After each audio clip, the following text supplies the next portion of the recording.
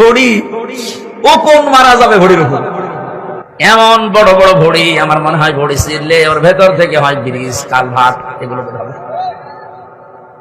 মহিলারা ওদের দেখলে লজ্জা পাবে। রমিন ফারহানা আপা আছে, এরপরে যে মন্ত্রী পটলের মেয়ে আছে ফারজানা শারমিন, আমার মনে হয় এই তারপরে নায়াব ইউসুফ আছে ফরিদপুরে।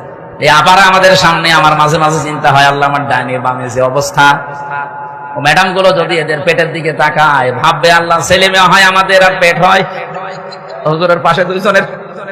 এই সংসদে উপস্থিত আমি এবং আমার আরো দুজন নারী সহকর্মীর বিরুদ্ধে এই সংসদে উপস্থিত আরেকজন সংসদ সদস্য যে কদাকার কুৎসিত ভাষায় মানে ওয়াজ মাহফিল করেছে, যে কুৎসিত ভাষায় তারা বক্তব্য দিয়েছে, আমি আপনার কাছে এই ব্যাপারে বিচার চাইছি মাননীয় স্পিকার।